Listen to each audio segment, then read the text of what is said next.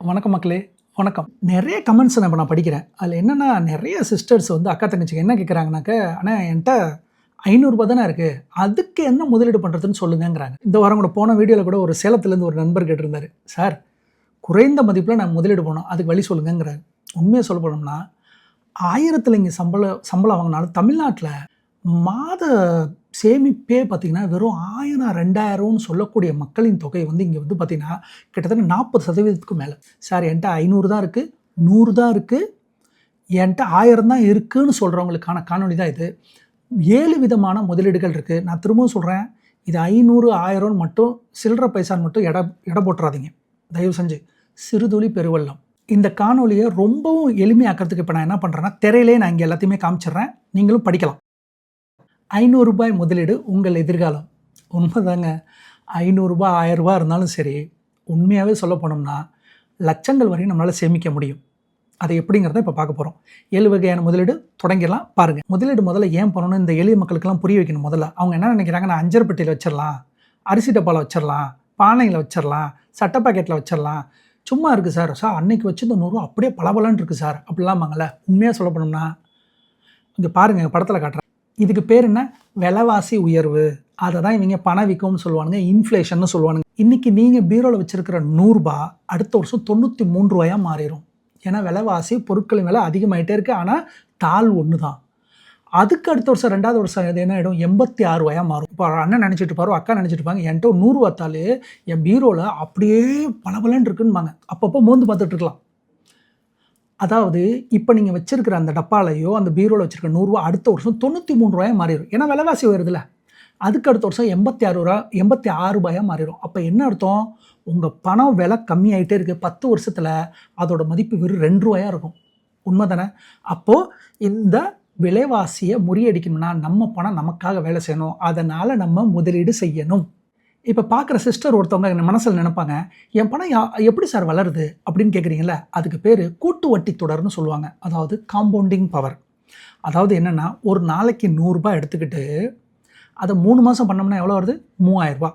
அத 10 வருஷமா நம்ம முதலீடு பண்ணோம்னா, 12% வச்சுக்கிட்டா 7,00,000, 20 வருஷத்துல 30,00,000, 30 வருஷத்துல 1.5 கோடி. அதாவது 1,05,00,000.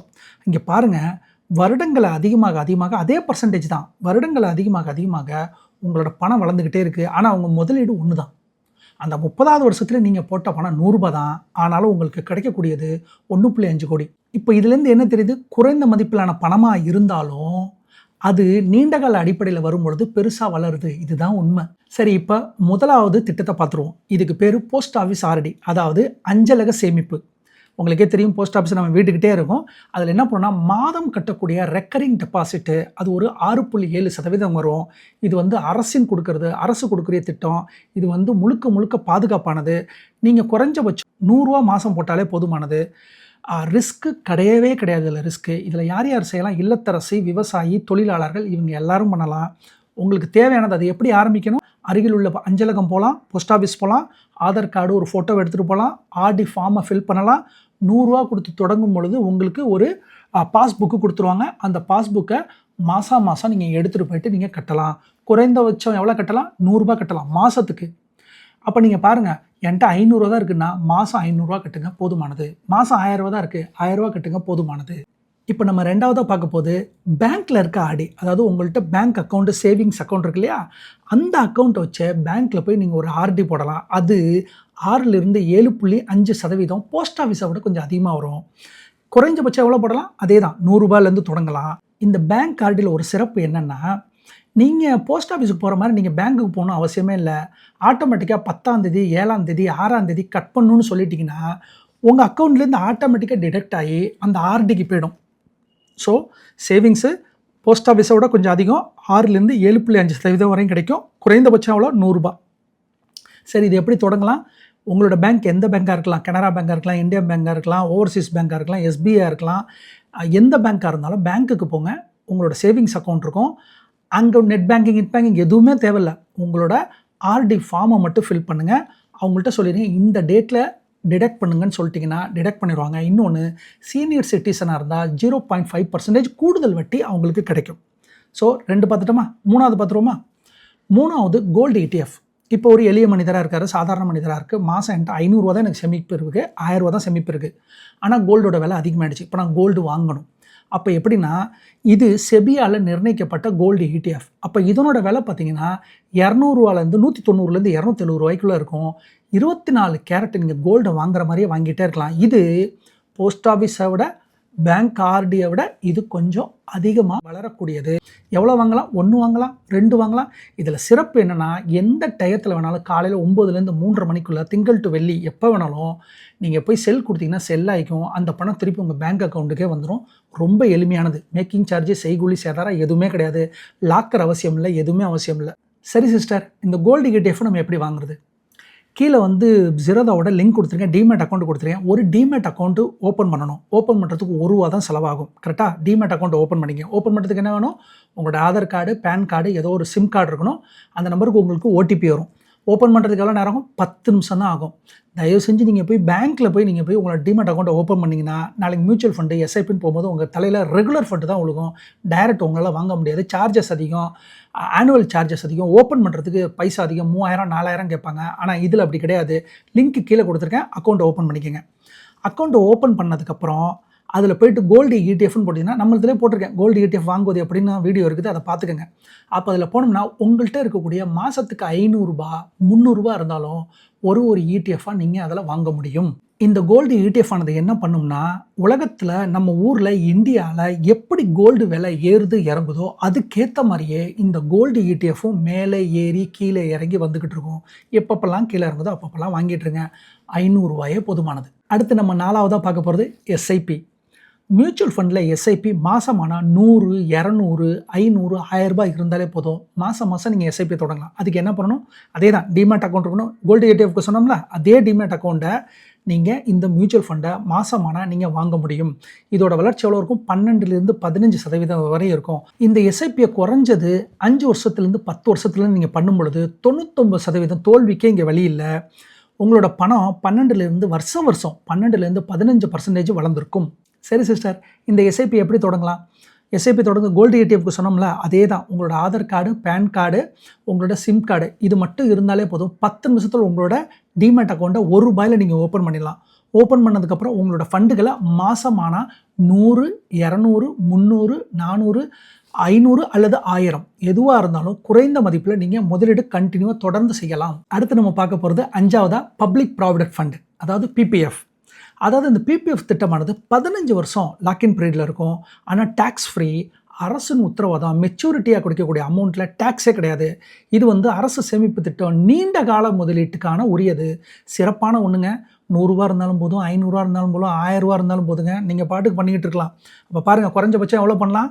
₹500 இருந்தால் போதும், தொடங்கிடலாம். காலம் 15 வருஷம் நம்ம பே பண்ணுற மாதிரி இருக்கும். வரி வந்து கிடையவே கிடையாது. திரும்ப பெறும்போது டேக்ஸ் ஃப்ரீ, முழுக்க உங்கள் பணம் மொத்தமாக வரும். இதில் டேக்ஸே கிடையாது. சரி, நம்ம இந்த PPF எப்படி தொடங்குறது? உங்களோட பேங்க் அக்கௌண்ட் இருக்கு இல்லையா, உங்கள் பேங்க் ஆப்பை ஓப்பன் பண்ணி பாருங்கள். அதில் PPF அக்கௌண்ட்டுன்னு இருக்கும், அதை ஓப்பன் பண்ணுங்கள். அப்படி இல்லைனா போஸ்ட் ஆஃபீஸ் போங்க, அல்லது உங்கள் பேங்க்குக்கு போங்க. PPF அக்கௌண்ட்டு பேங்க்குக்கு நீங்கள் போனோன்னா யூலிப்பு போடுங்க, அந்த பிளானை போடுங்க, இந்த பிளானை போடுங்கம்பாங்க. தயவு செஞ்சு அதில் போய் விழுந்துடாதீங்க. கரெக்டுங்களா? இத்தனை வருஷம் இவ்வளோ பணம் கட்டுங்கன்னு சொல்லுவாங்க. அதெல்லாம் போயிடாதீங்க. சார், நான் வந்தது PPF ஓப்பன் பண்ண வந்திருக்கேன், எனக்கு PPF ஓப்பன் மட்டும் பண்ணி கொடுங்கன்னு சொல்லுங்கள். அவங்க பண்ணி கொடுத்துருவாங்க. சரிங்களா? மாதத்துக்கு எவ்வளோ பண்ணலாம்? 100, 200, 500 எவ்வளோ வேணால் போடலாம். அதுக்கு தேவையானதுன்னா ஆதார் கார்டு, பேன் கார்டு, உங்கள் ஃபோட்டோ கொடுத்துட்டு KYC அப்டேட் பண்ணிவிட்டு அதிகப்படுத்திக்கிட்டே வாங்க. உங்கள் பணத்தை அதிகமாக இருந்துச்சுன்னா அதிகப்படுத்திகிட்டே வாங்க. வருஷத்துக்கு 1.5 லட்சம் வரையும் கட்டிக்கலாம். 7 வருஷத்தில் பார்ஷியல் வித்ட்ரா பண்ணலாம். இருந்தாலும் என்னோட அட்வைஸு பார்ஷியல் வித்ட்ராலாம் பண்ண வேணாம். 15 வருஷம் கழிச்சு நீங்கள் போட்டது மாதம் 500 போட்டது, 1000 போட்டது பெருசாக வளர்ந்துருக்கும். நீங்கள் எதிர்பார்க்காத தொகை அங்கே வளர்ந்துருக்கும். அதனால் PPF இஸ் ஃபார் பொதுமக்களுக்கு சிறந்தது. அடுத்து நம்ம 6வதாக பார்க்க போகிறது NPS, நேஷ்னல் பென்ஷன் ஸ்கீம். அதாவது நம்ம கவர்மெண்ட்டே கொடுத்துருக்கிறது என்னென்னா ஓய்வூதிய திட்டம்னா இந்த NPS. அதாவது அவங்க என்ன சொல்கிறாங்கன்னா, நம்மள்ட்டேருந்து பணம் வாங்கிப்பாங்க. அதை வச்சு அவங்க என்ன பண்ணுவாங்க, அவங்களும் ஷேர் மார்க்கெட்டில், மியூச்சுவல் ஃபண்டில் பங்குகள் அவங்களும் முதலீடு பண்ணுவாங்க. இந்த NPSோட வட்டி வளர்ச்சி எவ்வளோ இருக்குன்னு கேட்குறீங்களா? 9லேருந்து 11% வரையும் இருக்கும். காலம் 60 வயசு வரையும் நீங்கள் பே பண்ணுற மாதிரி இருக்கும். இந்த NPSோட மெச்சூரிட்டி எப்போ கிடைக்குன்னா, நம்மளோட 60வது வயசு முடிஞ்சதுக்கப்புறம் நம்ம கட்டின தொகையில் 60% நமக்கு லம்சமாக ரொக்கத் தொகையை நம்ம எடுத்துக்கலாம். மீதி இருக்கிற 40% நம்ம வாழ்நாள் முழுக்க நமக்கு பென்ஷனா வரும். இங்க நான் கீழ ஒரு உதாரணம் குடுத்திருக்கேன் பாருங்க. அதாவது ஈரோட்ல இருக்கிற ஒரு நண்பர் வந்து மாசம் மாசம் ரூ. 500 போடுறாரு. 30 வயசு ஆயிடுச்சு. 60 வயசு வரையும் அவர் கட்டின தொகை 1.8 லட்சமா இருக்கும். மாசம் மாசம் ரூ. 500 போட்டது என்பிஎஸ்ல. ஆனா, அவர் கடைசியா இறுதியா அவரோட 60வது வயசுல ரூ. 23 லட்சம் அங்க வளர்ந்திருக்கும். அவர் போட்ட 1,08,00,000 எவ்வளோ ஆச்சு? 23 லட்சம் ஆச்சு. எவ்வளோ போடுறாரு மாசம் மாசம்? ரூ. 500 போடுறாரு. தெரியுதா சார்? அப்ப நம்ம ரூ. 500ன்னு சொல்லும்போது தப்பு கணக்கு போடுறோம் இல்லையா? இந்த அமௌண்ட்லாம் சின்ன அமௌண்ட்டுன்னு பாருங்க அது எவ்வளோ பெருசா வளருதுன்னு. 23 லட்சமா வளர்ந்திருக்கும். மாசமானா ரூ. 9,000 பென்ஷன் நம்ம வாழ்நாள் முழுக்க வந்திருக்கும். யாரையும் கை கட்டி நிக்கணும்னு அவசியமே இல்ல. சரிங்க, இந்த என்பிஎஸ் எப்படி ஓப்பன் பண்றது? உங்கள்ட்ட டிமேட் அக்கவுண்ட் இருந்துச்சுன்னா, ஜெரோதா இருந்துச்சுன்னா அதில போய் பாருங்க. உங்க மியூச்சுவல் ஃபண்டுகிட்டே போய் பாருங்க. என்பிஎஸ்ன்னு இருக்கும். என்பிஎஸ் முதலீடு பண்ணலாம். அப்படி இல்லன்னா உங்களோட பேங்க்குக்கு போங்க அல்லது போஸ்ட் ஆஃபீஸ்ல போங்க. என்பிஎஸ் கணக்க தொடங்குங்க. எவ்வளோ கட்டலாம்? ரூ. 500, ரூ. 1000, ரூ. 2000 எவ்வளோ வேணா கட்டலாம். மாசத்துக்கு 60 வருஷம் வரையும் கட்டுவீங்க. என்னென்ன வேணும்? Aadhaar card, PAN card, bank account இது இருந்தா மட்டும் போதும். 60வது வயசுக்கு அப்புறம் மந்த்லி பென்ஷன் கன்ஃபார்ம். எவ்வளோ நீங்க கட்டுறீங்க? ரூ. 500. அடுத்து 7வதா கொஞ்சம் ஹை ரிஸ்க் தான். இருந்தாலும் இதுவும் ஒரு முதலீடு தானே. வேற வழி இல்ல. இத சொல்லி தான் தீரணும். நேரடி பங்குகள், டைரக்ட் ஸ்டாக். தயவு செஞ்சு எந்த யூடியூபராவது அந்த ஸ்டாக் இந்த ஸ்டாக் ஈவன் நானே ஏதாவது ஸ்டாக்க சொன்னாலும் அது பரிந்துரையே கிடையாது. ஆனா நேரடி பங்குகளை வாங்கும்போது அதுல அபாயங்கள் அதிகமா இருக்கும். ஆனா வளர்ச்சி 15லேருந்து 20% வரையும் அது வளர்றதுக்கு வாய்ப்புகள் அதிகமா இருக்கு. நல்ல பங்குகளா பார்த்து தேர்வு செஞ்சோம்னா பெருசா வளரும். நம்ம ஃபண்டமெண்டல் அனலைசிஸ் பார்ட் 1, பார்ட் 2 குடுத்துருக்கேன். அது பார்க்காதவங்க பார்த்துங்க. ஒரு பங்கை எப்படி தேர்வு செய்வதுன்னு குடுத்துருக்கேன். அத பார்த்துக்கங்க. அப்போ இதுக்கு என்ன பண்ணணும்? ரூ. 100 இருந்தாலும் சரி, ரூ. 200 இருந்தாலும் சரி, நான் சொல்றது மாசம் ரூ. 1000 இருந்தாலும் சரி, பங்குகள் இருக்கு. நல்ல பங்குகளா தேர்ந்தெடுத்து நீங்க வாங்கிக் கொண்டே இருக்கும் பொழுது அந்த டிமேட்ல இருந்துகிட்டே இருக்கும். அதிலிருந்து பங்குகள வாங்கும்போது டிவிடெண்ட் உங்களுக்கு வரும். ஈவுத்தொகை வரும். இதுல ஸ்பிளிட், போனஸ்ன்னு சொல்லி நெறைய குடுப்பாங்க சார். டிவிடெண்ட்ன்னு. அதனால வளர்ச்சி வந்து அது அதிகமா தான் இருக்கும். ஆனா அதே நேரத்துல ரிஸ்க்கும் அங்க அதிகம். அதையும் ஞாபகம் வச்சுக்க வேண்டியதா இருக்கு. இந்த பங்குகள நேரடியா எங்க வாங்குறது? எப்படி வாங்குறது? எப்படி தொடங்குறது? இத தொடங்குறதுக்கு உங்களுக்கு ஒரு டிமேட் அக்கவுண்ட் இருக்கணும். இப்ப நம்ம ஆல்ரெடி கோல்டு இடிஎஃப்க்கு என்ன சொன்னோம்? ஒரு டிமேட் அக்கவுண்ட். எஸ்ஐபிக்கு என்ன சொன்னோம்? ஒரு டிமேட் அக்கவுண்ட். அதே டிமேட் அக்கவுண்ட் தான். நல்லா கேட்டுங்க. ஒரு டிமேட் அக்கவுண்ட் இருந்தா இப்ப நம்ம சொன்ன 7ல அந்த 3மே அங்க தான் இருக்கு. அப்போ எளியவரு ரூ. 500 வச்சிருக்கிறவரு, ரூ. 1000 வச்சிருக்கிறவரும் இந்த டிமேட்ட வச்சு உங்களுடைய முதலீட்ட தொடங்கலாம். அத புரிஞ்சுக்கங்க முதல்ல. அப்போ லிங்க் கீழ இருக்கு. தொடங்குறவங்க தொடங்கி உங்களுடைய ரூ. 500, ரூ. 1000 முதலீட்ட தொடங்குங்க. இப்ப நம்ம பேசணும்ல 7 விதமான முதலீடு. அந்த 7 விதமான முதலீடையும் இங்க நான் குடுத்துறேன். இங்க பாருங்க. அப்ப போஸ்ட் ஆஃபீஸ் எவ்வளோ? 6.7% வட்டி, bank RD 6 to 7.5%, gold ETF 8%, SIP mutual fund 12 to 15%, PPF 7.1%, NPS 9 to 11%, direct stock 15லேருந்து 20%. ஆனா ரிஸ்க் எங்க அதிகம்? ரொம்ப அதிகம். அப்போ இதுலேருந்து என்ன தெரியுது? மாசம் என்ட்ட ரூ. 100 தான் சார் இருக்கு, ரூ. 500 தான் சார் இருக்கு, ரூ. 1000 தான் இருக்குதுன்னு சொல்றவங்க கூட முதலீடு செய்ய முடியும். அதனால தயவு செஞ்சு உங்க கூட இருக்கிறவங்க யாராவது சொல்லுவாங்க இல்லையா? என்ட்டலாம் என்னப்பா ரூ. 300 இருக்குனாக்கு, ரூ. 400 இருக்கு, நான்லாம் என்னப்பா முதலீடுன்னு நினைப்பாங்க இல்லையா? அவங்களுக்கு தயவு செஞ்சு இதை சொல்லி புரிய வைங்க. உங்க பக்கத்து வீட்டில் இருந்தாலும் சரி, உங்க கூட ஒர்க் பண்ணுறதா இருந்தாலும் சரி, அவர் சொல்லுவார் எல்லாம் செலவெல்லாம் முடிஞ்சது போக என்கிட்ட ரூ. 1000 தான் தம்பி இருக்குன்னு அவர் நினைப்பாரு. அந்த ரூ. 1000 போதுமானதுங்கிற அந்த அறிவை தயவு செஞ்சு இந்த காணொலியை சொல்லி அவங்களுக்கு புரிய வைங்க. இந்த 7 விதமான முதலீடு சொல்லல. இதில் 7 விதமான விதிகளையும் சொல்லிடுறேன். கோல்டன் ரூல்ஸ் என்னென்ன? முதலில் சேமி, பிறகு செலவு செய். உண்மைதானே? கடன் வாங்கி முதலீடு வேண்டாம். ஒரே இடத்தில் பணத்தை வைக்காதே. ஆர்டியா போடு, கோல்டு இடிஎஃப்ஆ போடு, எஸ்ஐபியா போடு, மியூச்சுவல் ஃபண்டில் போடணும். கரெக்டுங்களா? அப்போது எல்லாத்தையும் கலந்து தான் முதலீடு பண்ணணும். அடுத்து நீண்ட காலமாக வை. 5 வருடத்தை விட 20 வருடம் பலம் அதிகம். அப்போ 5 வருடத்தை விட 20 வருஷத்துக்கு பலம் அதிகம். அடுத்து டபுள் த மணி யாராவது பண்ணித்தரேன்னு உங்களுக்கு ஃபோன் பண்ணால் தயவு செஞ்சு நம்பாதீங்க. அப்படிலாம் ஒரு ஸ்கீமே இந்தியாவில் கிடையாது. அடுத்து மார்க்கெட் டவுன் ஆகுதுன்னு பயப்படாதீங்க. எஸ்ஐபியை கண்டினியூவாக வாங்குங்க. கோல்டு இடிஎஃப் கண்டிப்பாக வாங்குங்க. ஸ்டாக்ஸை கண்டினியூவாக வாங்குங்க. மார்க்கெட் இறங்குதுன்னு பயப்படாதீங்க. இப்போ நம்ம சொன்னதில் முக்கியமானது இது என்னென்னா, இன்றே ஆரம்பி நாளைக்காக காத்திருக்காதே. உண்மைதானே? இன்றைக்கே ஆரம்பிக்கணும். யாருக்காகவும் காத்திருக்காதீங்க, நாளைக்காகவும் காத்திருக்காதீங்க. உங்களுக்கு வருடங்கள் அதிகமாக இருக்குது, இருந்தாலும் குறைவான சம்பளம் தான் உங்கள்கிட்ட இருக்குது. நீங்கள் இன்றைக்கே உங்களோட முதலீட்டை தொடங்கணும். அதனால் தயவு செஞ்சு உங்களோட முதலீட்டை நம்ம கொடுத்த 7 வழிகளில் சிறந்த வழி உங்களுக்கு எது சிறந்ததோ அதை தொடங்கி உங்களோட எதிர்காலத்தை நீங்களே பாதுகாத்துக்குங்க. நன்றி மக்களே.